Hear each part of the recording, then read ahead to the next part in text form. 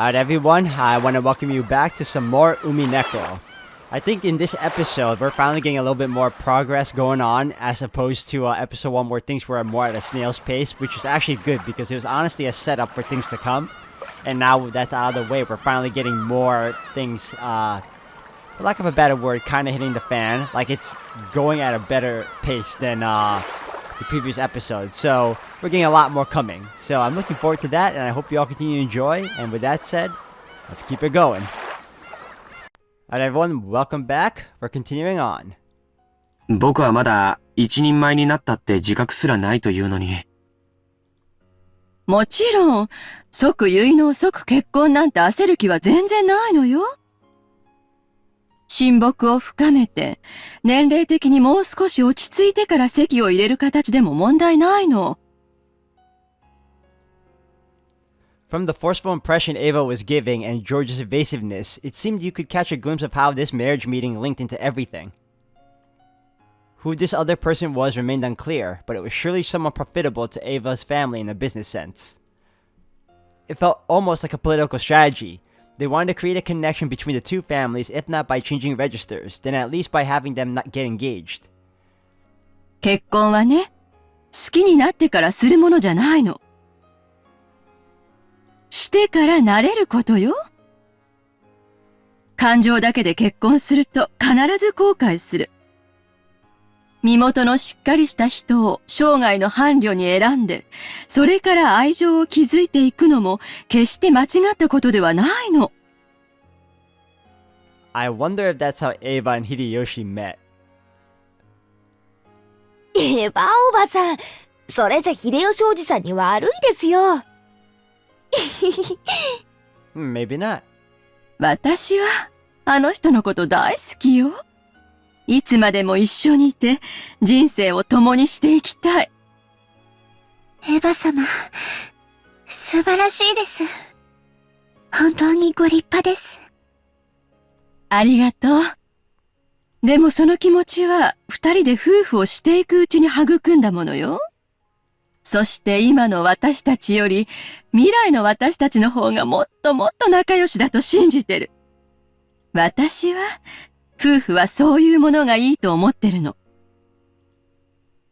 だからって、好きでもない相手と結婚してもいいって論法にはならないと思うけどな。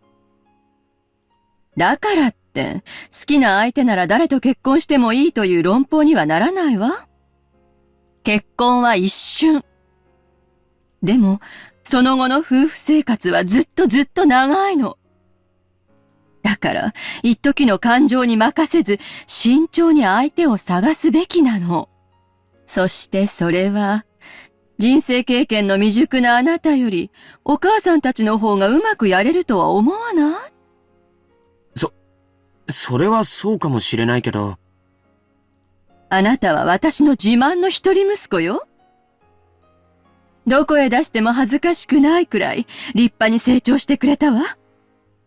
バトラ君は籍を抜け、あなたが今やお父様の血を引く唯一の男孫。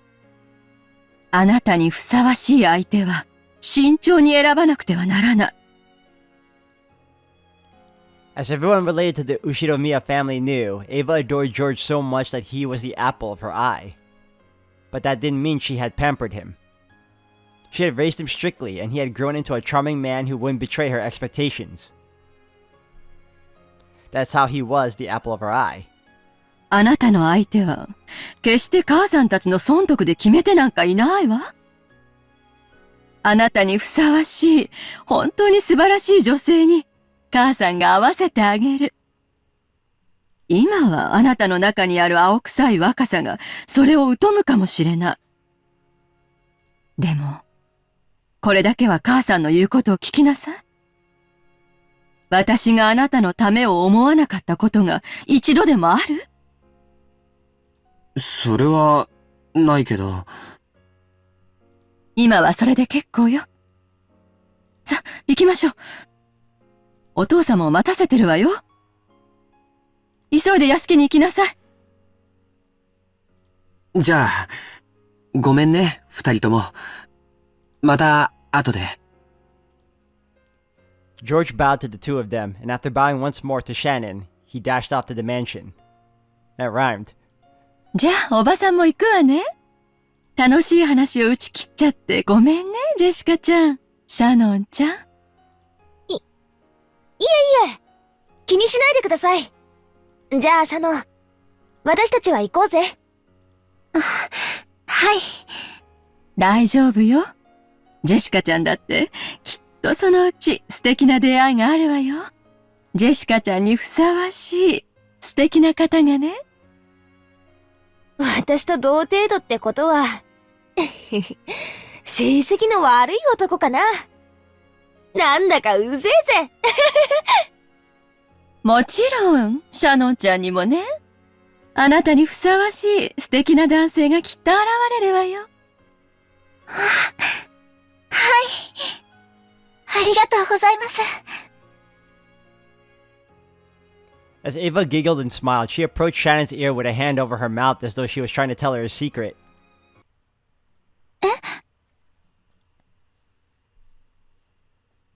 使用人風情のあなたにぴったりの相手がきっと見つかるわよ。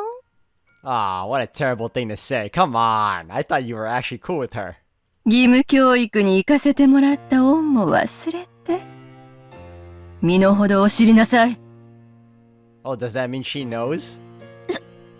そんなつもりは、私。ジョージはお父様の血を引く孫の中では嫡男に当たるのよ。ひょっとしたら未来の後宮家を背負うことになるかもしれない人。その期待に応えるためにたくさんの勉強を重ねて素晴らしい大学に入り、素晴らしい成績を残しているわ。そんなジョージと無能無資格無教養な使用人風情が釣り合うと本気でお思い？ Wow, I thought she was only after Natsuhi. She also doesn't like Shannon, really? I mean, we kind of saw it coming because she's more of the posh type that prefers her son to be with higher standing people. But still, come on. Those malicious words all poured into Shannon's ear without spilling a drop. To Shannon, it was like cold water was being poured in there. 私は、そんなつもりは。This was all whispered in secret. And with the same smile as before, Jessica, who could only see Ava's expression, didn't think it was anything other than Ava telling Shannon some embarrassing story about love. When their secret conversation ended, Ava patted Shannon's shoulders as though to underscore her message. 大丈夫よ。あなたにぴったりのお相手がきっと見つかるから。ね。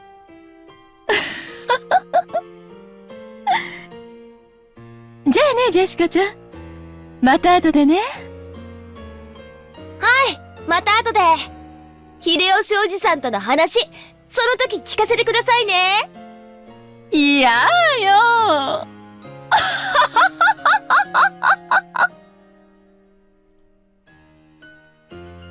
Ava laughed dryly and headed back to the entrance hall. Behind Jessica, who was cheerfully waving her hand, Shannon reflected very, very deeply on those words of Ava's about knowing her place.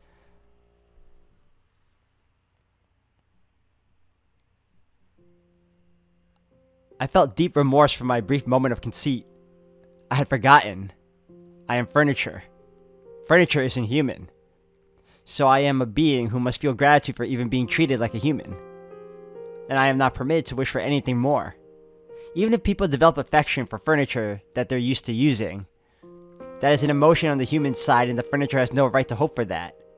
They should just serve with the people honest. They should just serve with simple honesty every day. But that feeling I felt when talking with George-sama and Jessica-sama is a forbidden drug for me. In other words, it may have been an emotion I must not know. シャノン、先ほどからぼんやりが過ぎます。体調でも悪いのですか？いえ、失礼いたしました。Natsuhi's words, too distracted, were right on the mark. Even Shannon couldn't believe that she hadn't noticed Natsuhi until she had been called. This was supposed to be the time when she had to concentrate on the cleaning. but she had just kept sighing and hadn't accomplished anything. たとえお客様がおられなくても、常に気を張っていなくてはなりません。そんな様では、後宮家に仕える使用人として、情けありませんよ。はい。以後、注意します。もうじき、当主様と主人がお帰りになられます。書斎の清掃は済んでいますか？階段の清掃は済んでいますか？申し訳ございません。まだです。ええ、知っています。ですから、ルノンにやらせておきました。あなたがもたもたと廊下を清掃している時間で、彼女は書斎と階段の清掃を済ませてしまいましたよ。それは、丁寧にお掃除をしていたから、時間がかかってしまって。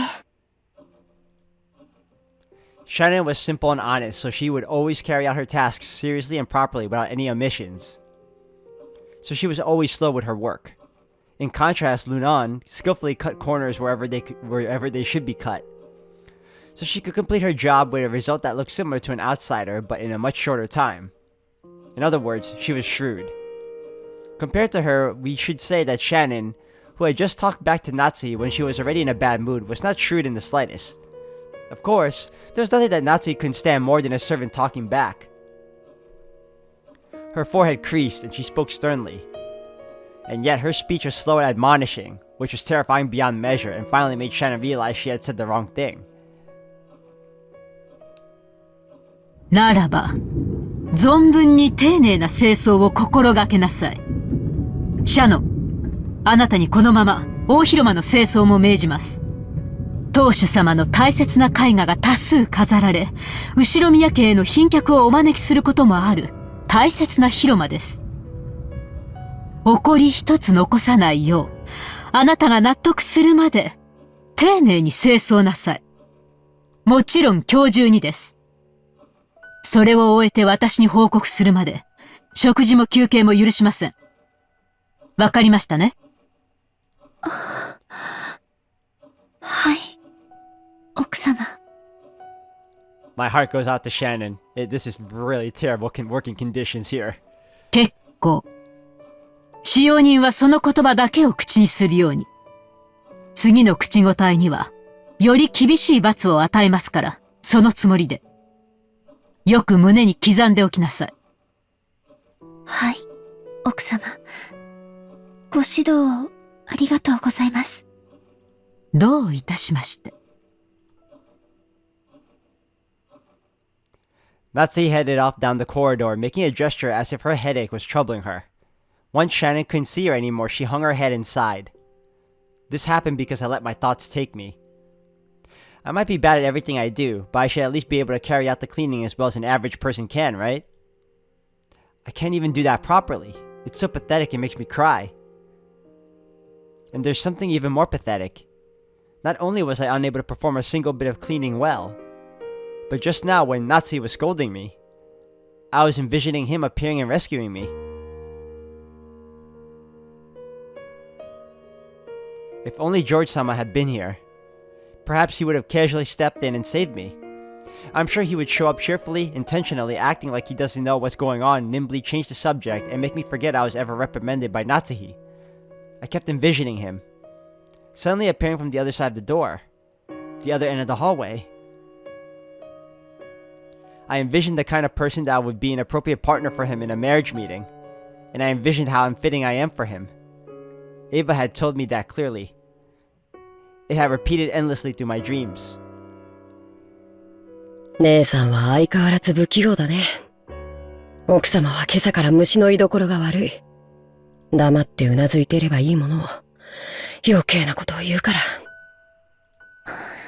カノン君。Kanon was suddenly there. His footsteps were always quieter than a cat's and he left no trace of his presence. She probably wouldn't have noticed him no matter how long he stood there. The expression on Kanon's face was hatred. The expression he was making he surely made for Shannon, who didn't know how to do so herself. 奥様も、そしてルノンも地獄へ落ちろ。あいつは奥様がどこをチェックするか知ってて、そこしか掃除しない。さっきの掃除もそうだった。見ていたから知ってる。本当の意味での掃除なんかしてないんだよ。丁寧に掃除する姉さんに寄生してるだけの最低なやつだ。そんな汚い言葉を使ってはダメよ。汚い言葉は、カノン君の綺麗な魂まで怪我してしまう。だからせめて、私の前ではそんな言葉遣いをしないで。ね。Kanon faced away, acting sulky. It was a dishonest reaction, very like Kanon-kun, but I was a little happy. He got angry in my place. 大広間の掃除は大変だよ。僕も手伝う。ありがとう。でも、奥様に命じられたのは私だから大丈夫。カノン君にも自分のお仕事があるんでしょ？汚らわしい仕事だよ。僕の魂なんて、とっくに汚れてる。Kanon then hung his head and bit his lower lip. 手伝ってくれるという言葉だけで、私は十分。カノン君も自分の仕事に戻らないと、あなたまで罰を受けることになっちゃう。そしたら、私は悲しい。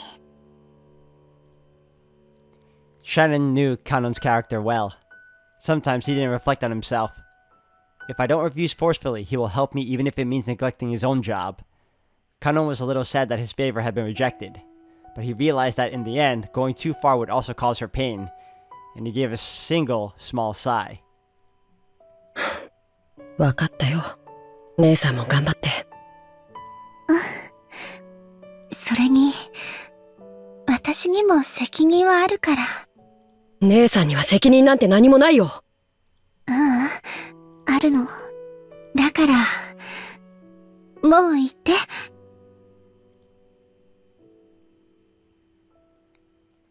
Kanon-kun's face showed that he still hadn't completely accepted it, but he stopped being persistent and disappeared. Even though Kanon-kun had given me words of comfort when I was down, even so, I was still dejected because it hadn't been him.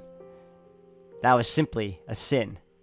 Far beyond any dream the likes of me could be permitted to see, know your place.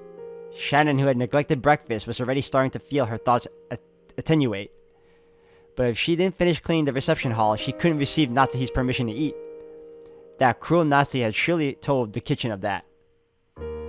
I have to respectfully receive Madam's punishment. That's right. My position in the world is furniture, and I have been intoxicated by a dream that is beyond me.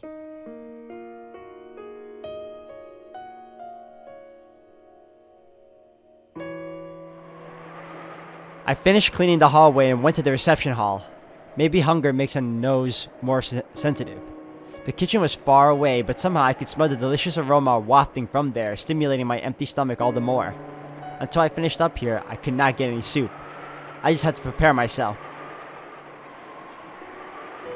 Several portraits were hung in the reception hall. One of those portraits was thought amongst the servants to hold a special meaning.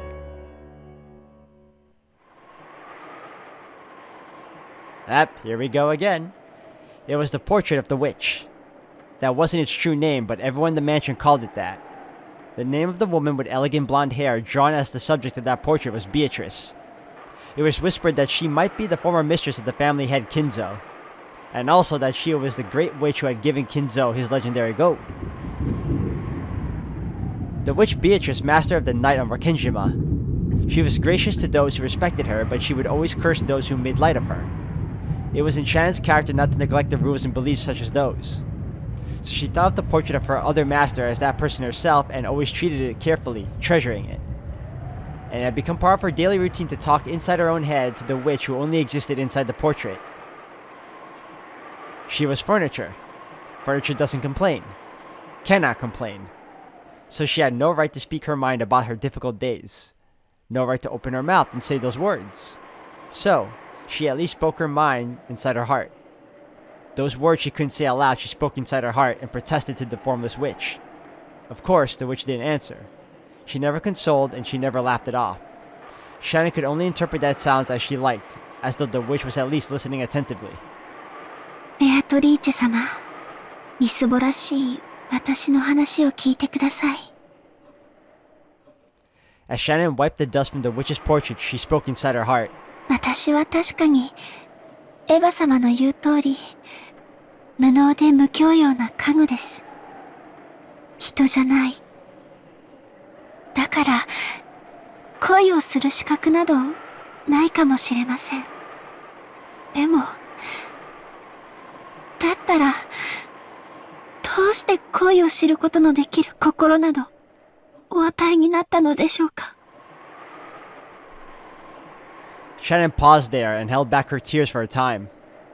The sound of the rain which had started falling, along with the chill air in the reception hall, made her feel as though her shabbiness had increased another level. 本当の家具なら、心なんかない。だから、人を愛したりしなくて済むじゃないですか。だから苦しまない。私も同じ家具なのに、どうしてこんな苦しくて辛い思いをするなら、こんな心なんて、与えないで欲しかった。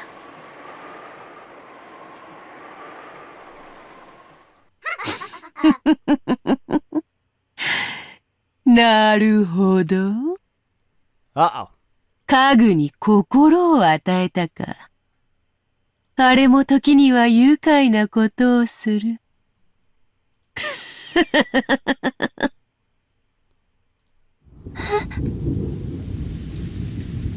The witch who never answered or laughed, answered and laughed. My imagination? Hearing things? No. After all, the next words became a voice, and I could hear them, not with my heart, but with my ears. 人間は世界を構成する元素について紀元前の昔から探求を続けてきた。古代ギリシャ人たちは風、火、水、土の4つで世界の説明を試みたという。その後も数千年かけて人間たちはその4つに様々な元素を加え、5代、6代、7代、8代、12代と様々な解釈で世界を説明しようとしたが、唯一の真実である一なる元素を説明することはできなかった。しかし、星の導きによって現れた一人の男が、ついにこの世界を構成する一なる元素を説明した。何かわかるか？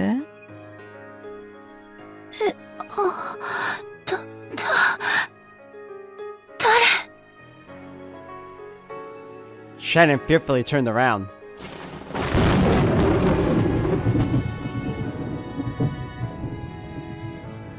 Right there, she existed. Not as an illusion, in reality. The contrast made by the lighting made it clear that this was not just a daydream. それは愛よ。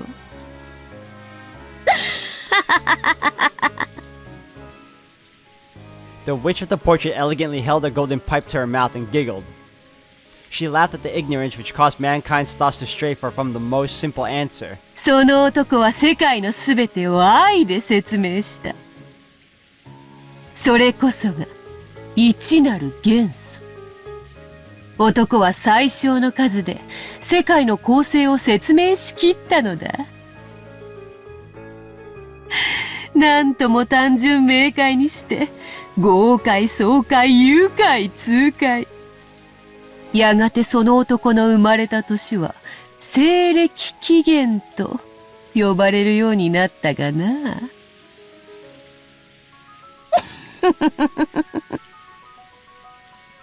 Shannon lost any words to speak. She thought that when first meeting an unknown guest, her first words should ask that person's name. But without saying anything, Shannon knew this person's name, so she refrained. No, surely as a person of this island, asking this person for her name would be the greatest disrespect.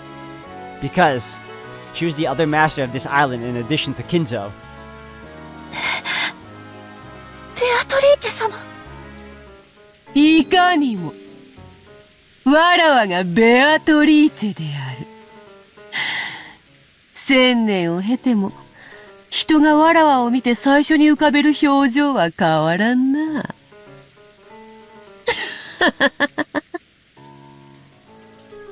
The witch giggled at how Shannon's reaction didn't betray her expectations.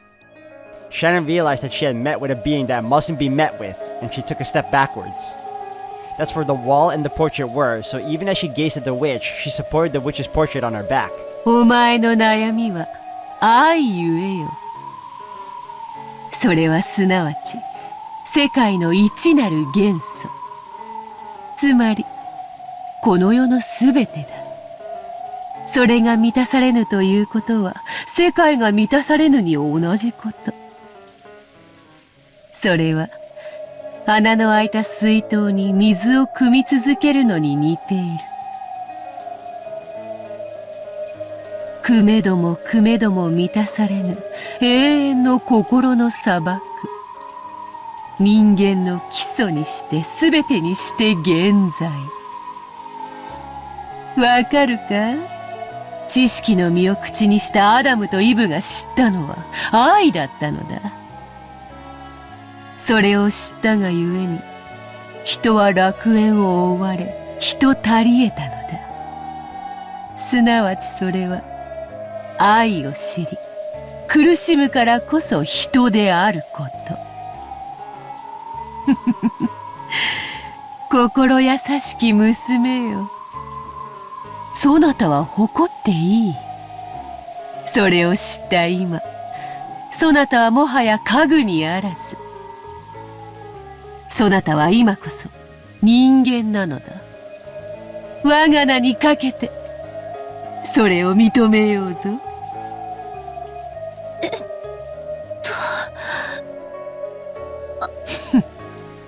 凡庸の身には理解も辛き話か。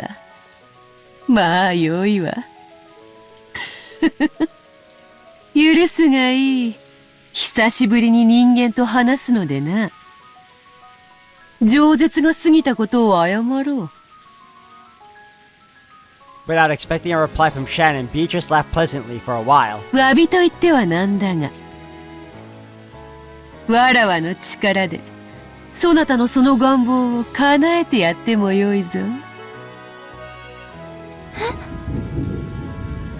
The meaning of those words surprised Shannon even more than the witch's sudden appearance. そなたを思い人と添い遂げさせてやってもよいと言っている。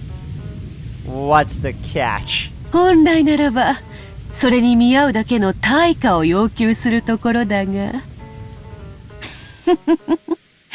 わらわは機嫌が良い。それに、そなたはわらわへの礼を欠かさず、今日までよく尽くした。それへの褒美としてやってもよい。本当ですか？ Normally, Shannon would have been shocked by this guest who lacked realism and wouldn't have been able to speak. However, as though she had already been caught in the witch's trap, Shannon responded to the witch. わらわの魔法にかかれば、思い人と結ばれるように取り計らうなど造作もない。You do mean it, don't you? Those words almost escaped Shannon's lips, but she held herself back with her final reserves of reason. A witch is a witch. A sinister being. The witch Beatrice is clearly trying to slip in through the cracks in my heart and take me prisoner. That sort of temptation which so many fairy tale picture books have warned me about when I was young was right in front of me now. イフもまた、敬いの一つよ。心地よくはあるが、これでは拉致が開かぬな。わらわは確かに、そなたらが意味嫌う魔女像から離れはせぬ。だが、わらわは敬う者には好意を返す。それは人間も同じであろう。そのように身構えられて好意を返せる人間も、またおらぬと思うがな。失礼しました。Alright guys, I'm going to end the video here for today. Thank you all for watching. We're finally getting more and more of the witch finally appearing in these types of, not these types, but in this current episode. So that's good to know. I want to see I'm curious to see what's going to happen between Shannon and her right now, and if their deal becomes a pact after all. So if anything else, thank you all for watching. Until the next one.